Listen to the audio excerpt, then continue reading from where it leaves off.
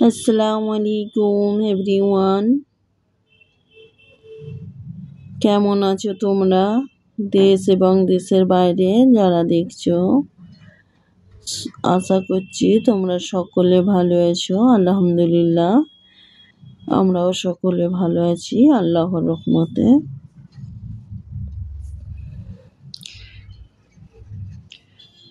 চলো, এখানে আমি আমার রেগুলারের মতো ব্লগ নিয়ে এলাম। আজকেও একটা তোমাদের মাঝে।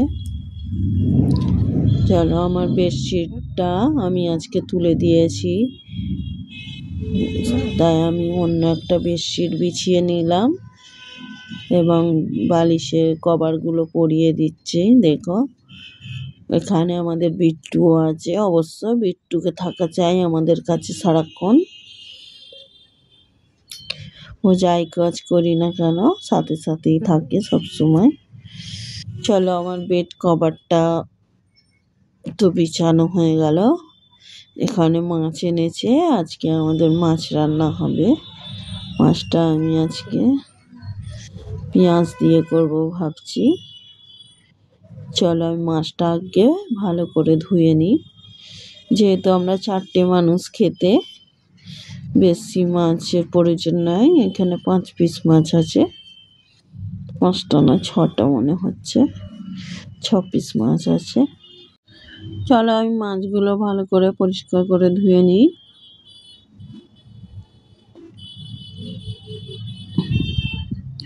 দেখো, প্রথমে তো আমি নুন দিয়ে নিয়েছিলাম যাতে এর হড়হারানিটা একটা শীতলা ভাব থাকে মাছের ওপরে, সেটা যাতে চলে যায়, সেই জন্য আমি ধুয়ে নিয়েছি।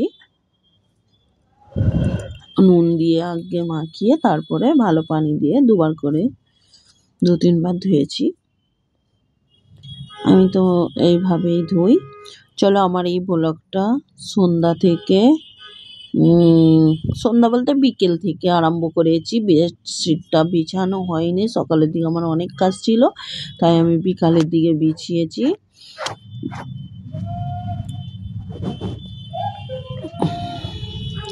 চলো, কিছু সন্ধ্যাবেলায় চা পানি খাওয়া হয়েছিল, নাস্তা করা হয়েছিল, সেই সব পিলা বাসন পড়েছিল, সেইগুলো ধুয়ে নিই। মাছ ধুয়েছি যেহেতু সব গন্ধ হয়ে গেছে। সিঙ্কটাও একটু ধুয়ে নেবো, সিঙ্কটাকেও একটু সাবান দিয়ে ধুয়ে নিতে হবে। এই রাতের দিকে মাছ আনলে বহুতই বিরক্ত লাগে, আর আমাদের রাতের দিকেই মাছ আনে, সন্ধ্যের দিকে, যেহেতু রাতে রান্না হয়।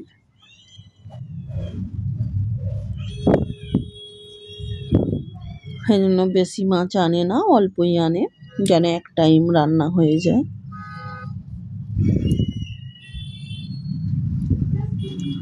চলো, রাতে এটা রান্না করব। মাছটা ধুয়ে নিলাম, মশলা মিশিয়ে রেখে দিয়েছি।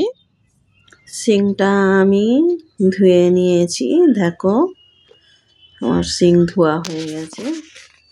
চলো, এবার রান্না চাপাই। চলো, আমি এসে গেলাম। এখানে আমি মাছ রান্নাটা চাপাতে। তোমরা আমার পুরো ভিডিওটা দেখবে, আশা করছি ভালো লাগবে, স্কিপ করবে না এবং টেনেও দেখবে না।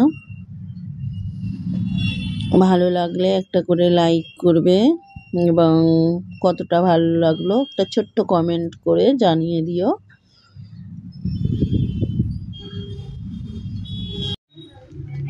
কিছু সমাজের মানুষের কথা, তারা কিছু মহিলাদের ব্যাপারে বলে, সে মহিলার যদি 40 বছর বয়স হয়ে যায়, সে যদি কিছু তার স্বপ্ন পূরণ করতে চায় বা কিছু করতে চায়, তখন বলে কি সমাজের মানুষরা, কিছু কিছু মানুষ আছে বলে যে বুড়ো বয়সে এখন কত কি দেখব, তখন সেই 40 বছর বয়স হওয়া মানে সেই বুড়ো হয়ে গেল, বুড়ি হয়ে গেল। আর সেই 40 বছরের মহিলাটা যখন ইন্তেকাল হয়ে যাবে, তখন ওই সমাজের মানুষগুলো বলে কি যে এত অল্প বয়সে দুনিয়া ছেড়ে চলে গেল, কি আর বয়স ছিল। তখন সে অল্প বয়স হয়ে যায় যখন দুনিয়া ছেড়ে চলে যায়। তাই বন্ধুরা, এসব সমাজের কথায় কোনো কান দিলে চলবে না। যার যা স্বপ্ন আছে পূরণ করো, আগেবারও অবশ্য এনারাই এইসব মানুষগুলোই যখন কোনো কাজ করতে যায় 40 বছরের নারী মহিলাটা, তখন সে হয়ে যায় বুড়ি, আর যখন সে মরে যায় সে খুবই অল্প বয়স হয়ে যায়, তার ইয়াং হয়ে যায়। সেই জন্য সমাজের মানুষ এখন বহুতই ভয়ঙ্কর।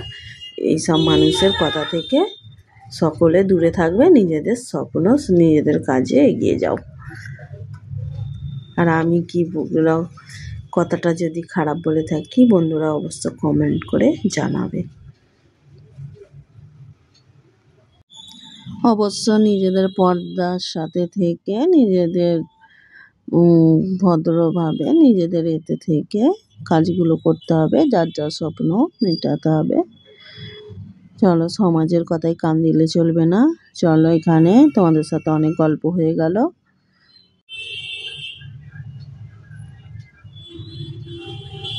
তোমাদের সাথে গল্প করতে করতে এখানে আমার রান্নাও হয়ে গেল।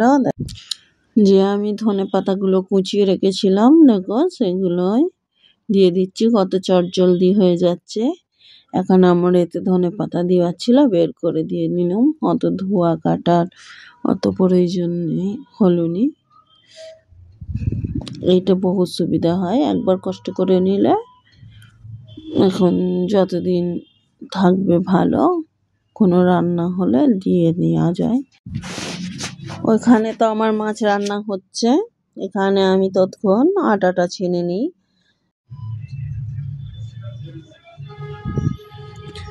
রুটিটা রাতে খাওয়া হবে, যারা খাবে রুটি। ভাতও চাপানো হয়েছে, রাতে ভাত রুটি দুটোই হয়। চলো, আমি ততক্ষণ আটাটা ছেনে নিই। চলো, আটাটা ছেনে এখন আমি রেখে দেবো।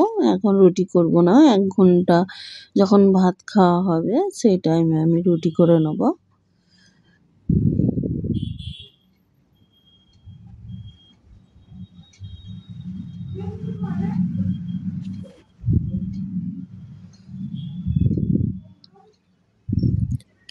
চলো, অবশ্য যারা আমার ভিডিওটা দেখতে দেখতে এত দূর এসে গেছো, তাদেরকে অনেক অনেক ধন্যবাদ। চলো, এখানে আমার মাছ রান্না হয়ে গেছে, রুটিও করে নিয়েছি। এটা রাতে খাবার টাইম, বাচ্চারা মাছ খাবে না, তাই একটু ডিম ভাজা হচ্ছে। ওরা সেরকম মাছ খেতে চায় না, দিনে হলে তবুও একটা খাবে, রাতে সময় খায় না নয়, কখন মন মর্জি ওদের। আজকে বললো ডিম চাই, তাই ওদেরকে ডিম ভেজে দিয়েছি। এটা রাতের খাবার। Good morning everyone. পরের দিন সকাল থেকে আমি এই ব্লগটা স্টার্ট করেছি। পরের দিন সকালে আমি বসে গেছি, আমার একদম ধনে গুঁড়ো শেষ হয়ে গেছিলো। রান্না করব যে এখন আমি আগে, সেই জন্য চা পানি খেয়ে আমি ধনে নিয়ে বসে গেছি। সেসব আর তোমাদের ঘরে দেখালাম না। আমি ধনেটা এইভাবে বেছে নিই, আর বাজারে যে গুঁড়ো ধনে বিক্রি হয় সেটা আমার অতটা পছন্দ নয়। আমি তো এইভাবেই করি, গোটা ধনে কিনে এইভাবে আমি বেছে, পরিষ্কার থাকলে আর ধুই না, পরিষ্কারই থাকে বেশিরভাগ, ফ্রেশই থাকে। নোংরা থাকলে তখন ধুয়ে নিয়ে শুকোতে হবে ফের। আমি এইভাবে, এতে অনেক রকমের ময়লা থাকে, পাথর এটা ওটা থাকে, সেগুলো আমি পরিষ্কার করে নিই। আমি এই মশলাটা 1.5 মাস আগে বানিয়েছিলাম। ফের এখন আমার মশলা শেষ, ধনে গুঁড়োটা, তাই আমি এখন ধনেটা বেছে নিচ্ছি। চলো, এখানে আমার ধনে বাছা শেষ। দেখো কতটা ময়লা বেরিয়েছে, এত ময়লা ছিল, পাথর ছিল, কাটি ছিল, অনেক রকমের ময়লা ছিল। চলো, এবার আমি ভেজে নেব ধনেটা। যেহেতু আমার এইটাই প্রথম কাজ, তবে আমি রান্নার দিকে যেতে পারবো, মশলা যেহেতু শেষ একদম।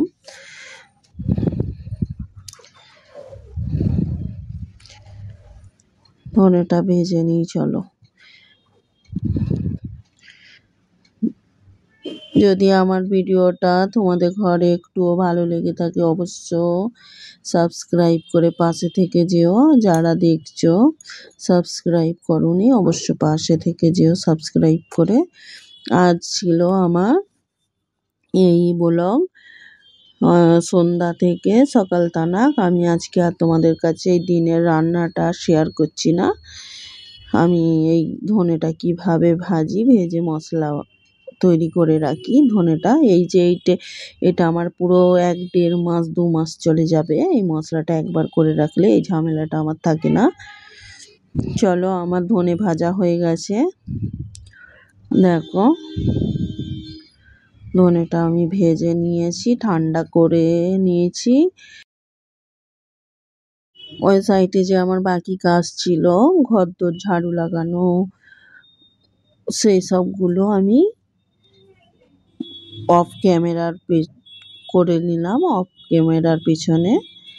চলো, আমি মশলাগুলো এবারে গুঁড়িয়ে নিই। তোমাদের ঘরে কতটা ভালো লাগলো ভিডিওটা অবশ্য কমেন্ট করে জানিও। আর কে কে আমার মতো এরকম মশলা ঘরে গুঁড়াও সেটাও কমেন্টে জানিও।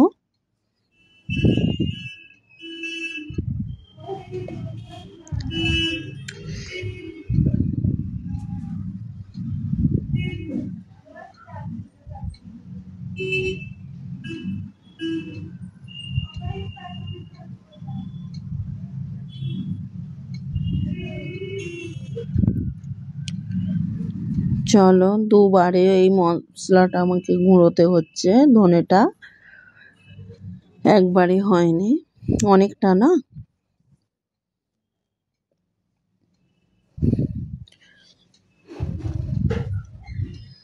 চলো, ধনে গুঁড়োর কালারটা এরকম ঠিক হয় ঘরে গুঁড়োলে। বাজারে যে গুঁড়োনো হয় সেটা একটু সাদা থাকে আর অতটা সেন্টও থাকে না, আমাকে তো ভালো লাগে না।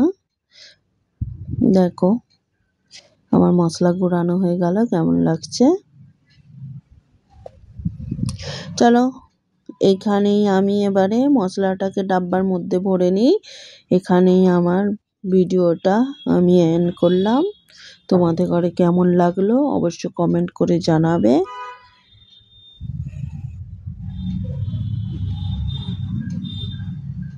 আর যারা সাবস্ক্রাইব করোনি সাবস্ক্রাইব করে পাশে থেকে যেও বন্ধু হয়ে। একটা করে অবশ্য লাইক করতে ভুলবে না, লাইক করে দেবে। খোদা হাফেজ সকলকে। সকলে সুস্থ থাকো, ভালো থাকো।